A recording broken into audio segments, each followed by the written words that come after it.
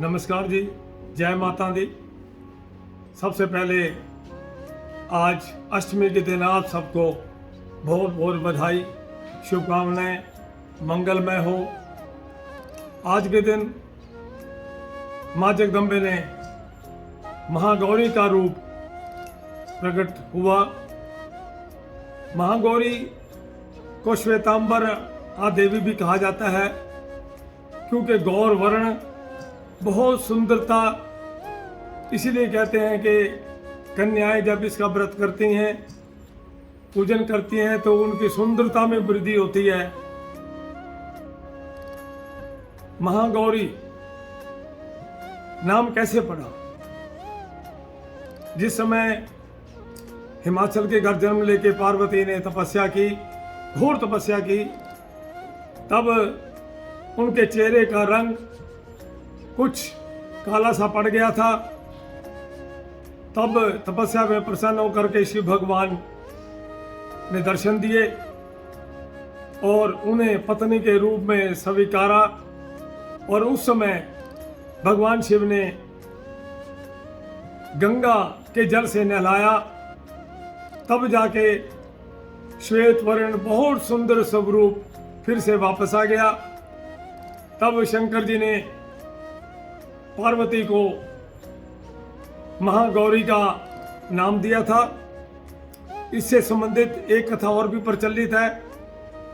जब कैलाश में से रूठकर एक बार पार्वती तपस्या करने चली गई थी, तो घोर तपस्या करने के बाद उस समय भी उनके चेहरे की रंगत बहुत फीकी पड़ गई थी तपस्या करने की वजह से।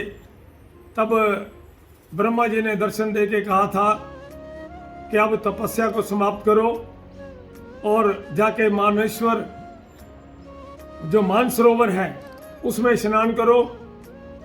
तब माँ पार्वती ने मानसरोवर में स्नान जब किया, तो स्नान करने से पूर्व, स्नान करते समय जो शरीर की वो मैल या कालापन उतरा, उससे माँ कौशिकी का स्वरूप धारण किया।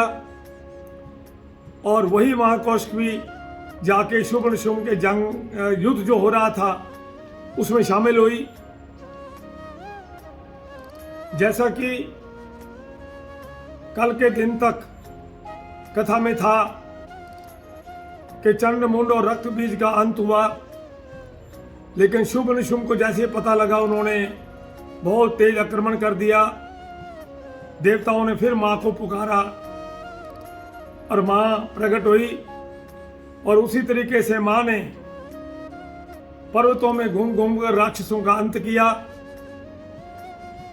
शिवदूती प्रकट हुई, वैष्णवी प्रकट हुई, ब्रह्माणी प्रकट हुई, कौमारी प्रकट हुई, व कौशिका, सब मिल करके देवियों ने शुभ और निशुंभ का अंत किया, पृथ्वी को पापों से मुक्ति दिलाई। और जो सभी देवतागण हैं वो बहुत प्रसन्न हुए कि माँ, जब जब भी संकट आता है आप प्रकट होकर के हमारे कष्ट दूर करती हो। आज के दिन जो अष्टमी है, क्योंकि जो कौशिकी का, महागौरी का उम्र बताई गई है 8 साल तक की, इसीलिए आज के दिन जो हम कंजक बिठाते हैं, 8 साल से कम उम्र की कन्याओं को कंजक हम खिलाते हैं। और अधिकतर लोग अष्टमी के दिन भी करते हैं, कुछ लोग कल भी करते हैं। इन कन्याओं को 9 देवी के रूप में बिठा करके हम भोजन कराते हैं, इच्छा स्वरूप भेंट देते हैं, अर्थात उन 9 देवियों को आमंत्रित करके घर में आदर मान सत्कार के साथ बिठाते हैं। बिठा करके उनको भोजन कराते हैं कन्याओं को, और हम उनका आशीर्वाद पाते हैं। महागौरी का जो आज का दिन है बहुत पुण्यमयी है। किसी भी कन्या को अच्छा वर पाना हो, किसी भी कन्या को सुंदरता ग्रहण करनी हो, महागौरी का व्रत करने से सब प्राप्त होता है। क्योंकि महागौरी का स्वरूप एकदम गौर वर्ण में है। आपने सुना होगा जब भगवान कृष्ण जी रुक्मिणी को लेने गए तो रुक्मिणी ने भी गौरी के मंदिर में जाके पूजा अर्चना की और वहीं से भगवान कृष्ण जी रुक्मिणी को लेके आए थे। ठीक उसी प्रकार महामाई सीता ने भी गौरी के मंदिर में जाके पूजा अर्चना की, जहाँ पर श्री राम जी उन्हें मिले और श्री राम जी मिलने की भावना मन में संजो करके सीता गौरी के मंदिर में प्रार्थना करने गई कि हे माँ तू जगत जननी है, हे माँ तू सब जानती है, सर्वव्यापक है, अंतर्यामी है, मेरे मन का भाव तुझे पता लग गया होगा।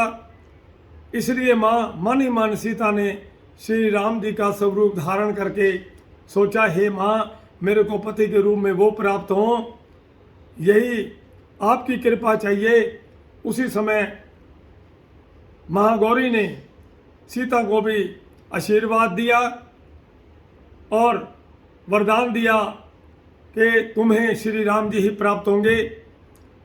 इस प्रकार महागौरी के द्वारा जितनी भी इच्छाएं हैं और मन कर्म वचन से जो व्रत किया जाता है और नव देवियों को बुला करके आज के दिन जो कंजे खिलाई जाती है, उनकी तिलक लगा करके उनकी पूजा की जाती है। माँ जगदम्बे सबकी इच्छा पूर्ण करती है, वही करने वाली है। और आज के दिन जो भी मन में भाव हो, जो भी इच्छा हो, माँ से मांगें, माँ सभी इच्छित वर देगी। और महागौरी की इस पूजा के समय मन क्रम वचन से ध्यान लगा करके आप पूजा करें और सब इच्छित फल मिलेंगे। बोल महागौरी मैया की जय।